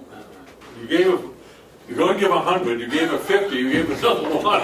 It's just 4,000. Well, 40. I knew it. Now she got 1,000 and then, now there's still 4 left. It's the 5 payments are left to give her the $40,000, so each payment would be $8,000. Okay, here's what I can tell you. I haven't a clue about what you're talking about. I really don't. I'm not stupid, I just can't follow it. But this I can follow. I know that you worked on this and that you are a mathematician, and I trust you on it. So I'm good to go with what you want to do. Although I believe Commissioner Babson's is an easier one to understand, I trust your math abilities and leave it at that. But if you keep trying to tell me 4, 1, 5, Okay. How many paid periods are there left to the last one in December? Less the 60 and the 50 and the 1? Go. Well, I'm thinking we might combine the two. Right, whatever you want to do is fine with me, because I know you got a handle on it. 1, 2, 3, 4, 5, 6, 7, 8, 9, 10, 11, 12, 13, 14, 15, 21. Does that include this Friday? Yes. So there's 20 after this Friday. After this Friday, yes, it's 20. So what if, as of Friday, we look at the balance and give them each 1/20th each Friday? Fine. That's fine if they not gonna come to us and write to the chairman of the delegation and tell them that we cut their pay without their, like they did just last week. Well, we can't help what people might do, Commissioner, you know. I think I it's can- much I can- simpler just to go back to what we were paying them until the money runs out. I do too, but But I think then they're not feeling that they're getting their pay made up, No, they're gonna get their pay made up. but it runs out sooner. Yes, it runs out the last week, they get a short check. See, this way they would get the same check for 20 pay periods. In the case of the county attorney, she'd get $383. Her last check instead of 1,402. Yeah, but she would have gotten She would her have gotten her entire amount. 72,932. Yeah. How do you wanna do it? I don't, However you want to do it. how do you wanna do it? Well, the other person we do is Kathy. I know that what the first idea was having everything in the fiscal years, that works. But if we end it by the December 31st, would that be all right with Kathy for No, this year? it's gotta end on the 28th. I mean, on the 28th this year? I don't know. Let me talk to her about that one. Because I just was talking about the other one, which seemed okay. So Right. Can we look at this again next Wednesday? Sure. And we'll be ready to go by the fall, by Next the Friday? 17th, we'll be ready to rock and roll. Okay. So they can either get 1/20th of what's owed. Well, no, we're gonna do it for 119. everybody, or I don't wanna do, well, what do you want? What do you want? 'Cause No, then no, it's so but, confusing. no, that's what I'm saying, it'll be across the board, Oh, but yes. the options are 1/20th each week of what they're owed, or what their regular paycheck would have been until the money runs out. Right. I think that's what we were talking about. Yep. Come back with it next week, and I'm going to follow you, but I'm with you. Okay, what I'll do is I'll take your paycheck and do it. You Because can't yours do a is the paycheck? same as mine. Yours is the same as mine. Okay, so here's what you can do, is you can do a spreadsheet, so that when we're looking at it, I can look at the numbers and it makes sense. But Okay. hearing all these numbers is just, And I Yeah. think you were getting confused too. Well, the Because they thing, said 5 and 1,000. Well, That's I when you had- lost me. I was, yeah. I need a blackboard to do my Right. education, and he's right, and her beautiful maps are all over it. Okay, well, so, let's move them, so then if we need it again, we can find it. well, all right, so that's the budget thing that I have been working on, and if you don't mind, that was one of the questions that was in that email. I would like to put that solution in writing and pass it on to the chairman of the delegation, if that would be, What's the pay solution? yes. I will consult with, I don't think it's any of his business. I just write him and say, we've taken your suggestion under consideration, we've made a decision, and that's what we're gonna do. well, you know, he's also a taxpayer. And I think taxpayers have the right to know the details. I don't know how to handle that. I'll leave that to you, Tim. Here's what you got. You have received a communication. We did. No, you did. You did, It doesn't say me, it says say you. me. I think when they write to me, they think they're writing to the commissioners. Well, I think it does say the commissioners though, doesn't it, to Carroll County Commissioners? He accuses us of doing it, but he doesn't. I'll have to read this then, because if this is a slam against me. They're not, listen, we're not, it's positive.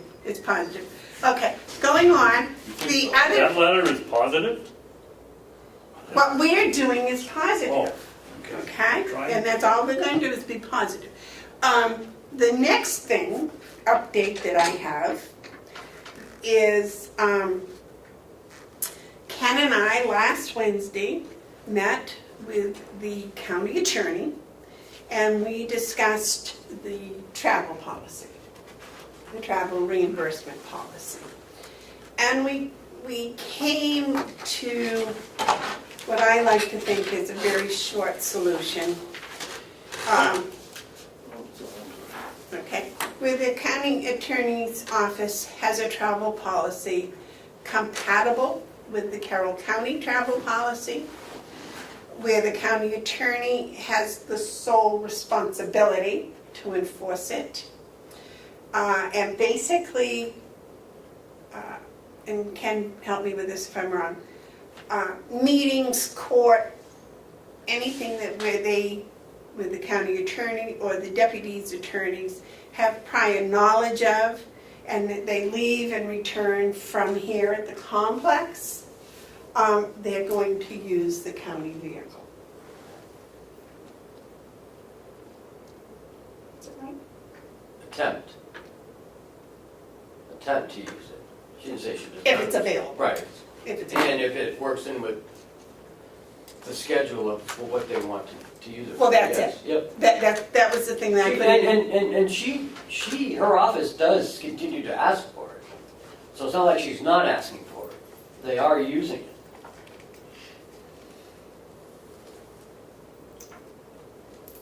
And I told her that I would bring that to you, gentlemen. All right, so say again what it is that the policy change will include. It's the county attorney's office has a travel policy compatible with the Carroll County travel policy, where the county attorney has the sole responsibility to enforce it. And their travel policy is basically, if they're on the complex and they know where they're going, they will use the car and return it to the complex.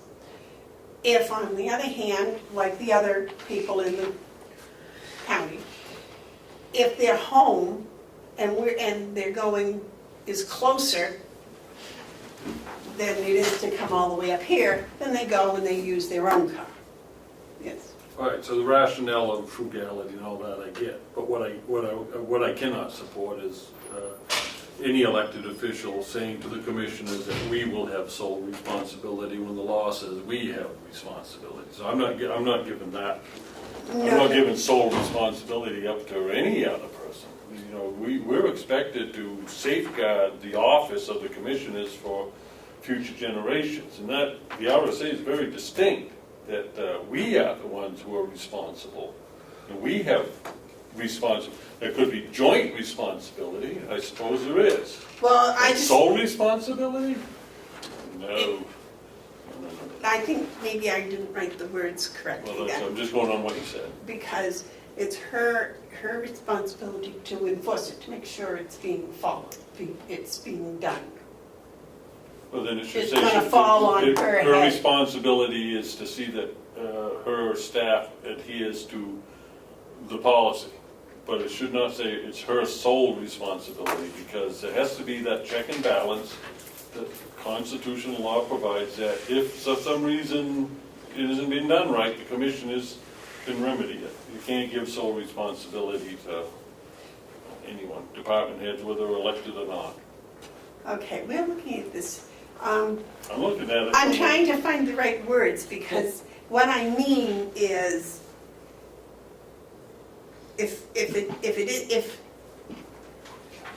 it's like you're solely responsible for your children's behavior.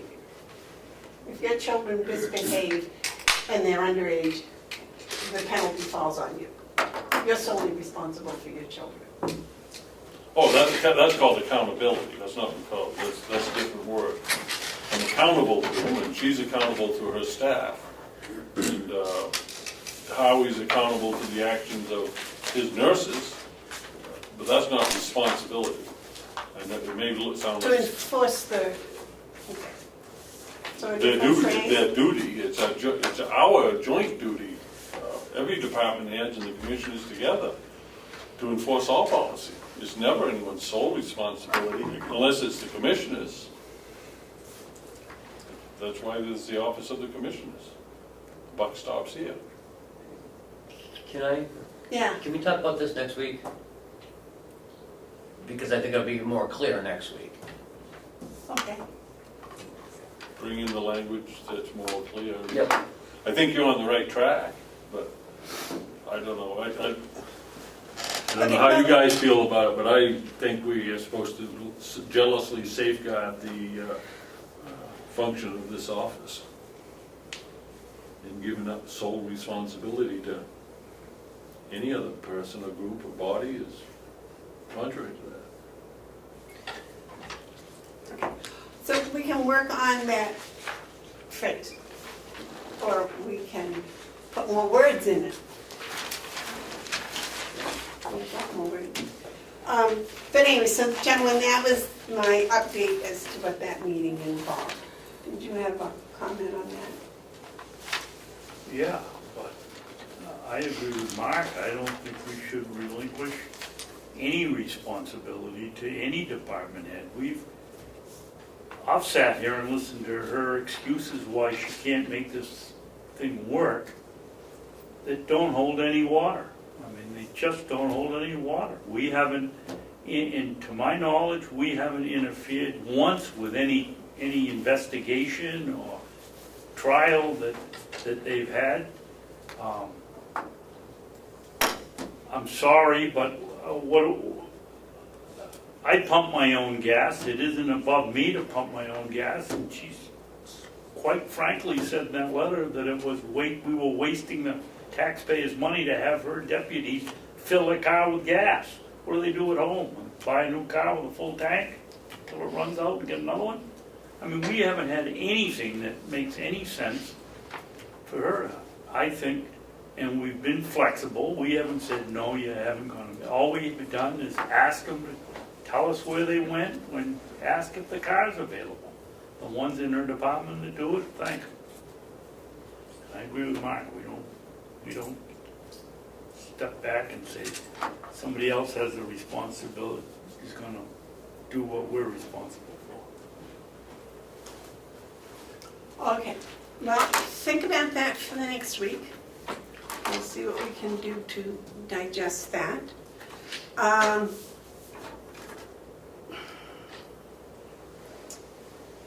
Now, back to the letter you asked me to write, which, in response to Mr. McConkey's email. Right, so you're saying this is to the commissioners, not to you?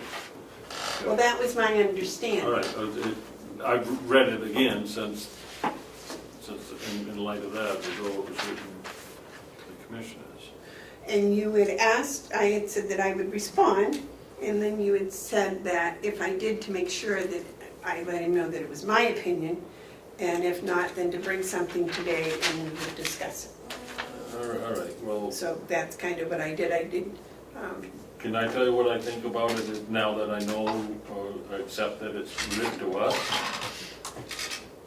I don't think any response is required. If I was to write a response, it would be many paragraphs that would serve no purpose. The point's been made, and we're making our remedies accordingly, and it really has nothing to do with his letter.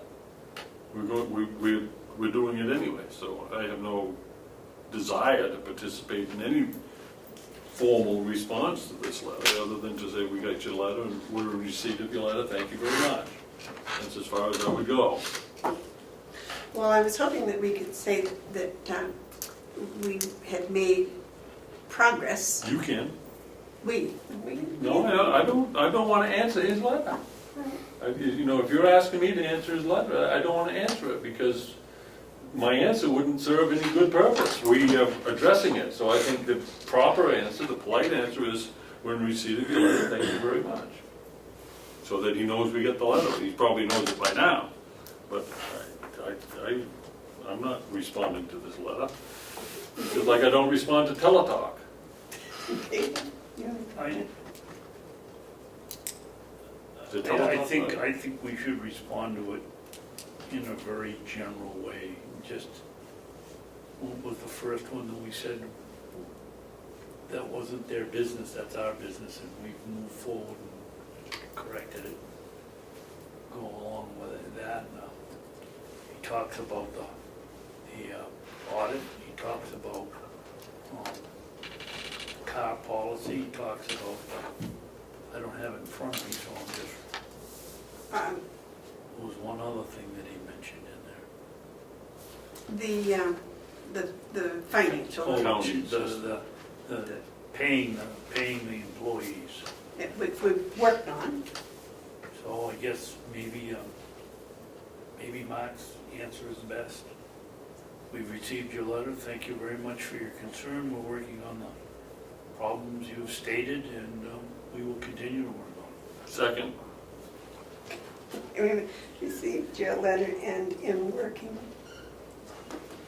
No, we received your letter, thank you very much for your inquiry. Well, no, he said, and in working, Yeah, but no, we've already worked on some of the problems. Basically, it's their business up to delegation, keep micromanaging.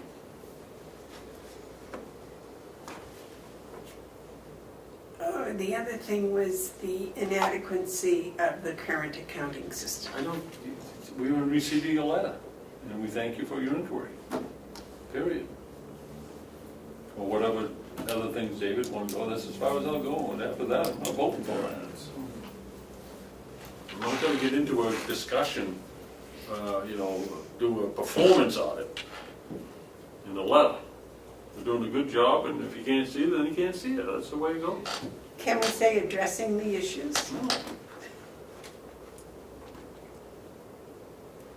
Don't answer to him. What do you think, David? Well, it's gonna have to be signed by all three of us, so. I just say we're in receipt your letter, that we are managing the budget and to the best of our ability, and thank you for writing. No, don't say thank you, because we're not. Sincerely, or very truly yours, or whatever you should say. Managing the budget to the best of our ability. Is that what you said? No, wait a minute. How come it changes every time I hear? Because he keeps saying something different. So I'm trying to write down what he says. but- I'm just, I agree with Mark, but I'd be a little more gentle than Mark. Somehow, let him know that we received the letter, and that, And we continue to work on the issues you bring up, you raise. yes, that's, I'll go along with that. We received your letter, and we continue to work on the issues you raise. Very truly yours. I'll sign that. Because I mean it. Or we are aware of the issues that you bring up. I don't think we leave it to him to think that he discovered all the problems. We are in receipt of your letter. And we are working on the issues you We raised. continue to work on issues. Yeah. We continue to work on the issues you raise. We have been and we continue. Yeah.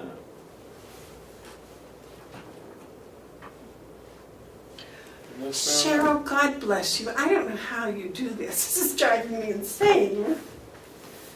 Okay. We are in receipt of your letter, and we have been and are continuing to work on the issues you raised. Period. Very truly yours. Yep. Yep. Did you get that, Cheryl? Yes. Oh, God bless you. I'll second that. Okay, who made the motion? David? David made the motion. Mr. Hounsell seconded it. All those in favor say aye. Aye. Aye, okay. Now, feel But free we're to- doing feel such free good to- work, I think we feel- ought to tell him. Feel free to write your own letter if you like to. Just make sure that, Just make sure it says it's your opinion. yeah, Yep, that's fine. well, I will see him in person and tell him what a good job we're doing. There you go. I think doing that with the financing thing was a good job. Wonderful. Okay, let's see, what else do I have on an update? Anything here? I don't think so. I think that's, what else was I doing in here today? Oh, Cheryl's papers. That's right, personal stuff. All right, What's your agenda? is there anything else? Anything else, Ken, for us? I just wanted to make note that I did put the media questions Yeah, on here, yeah. Okay, but I don't see any media, the media's here. except for... John's here. Okay, if that's it, is there any public comment?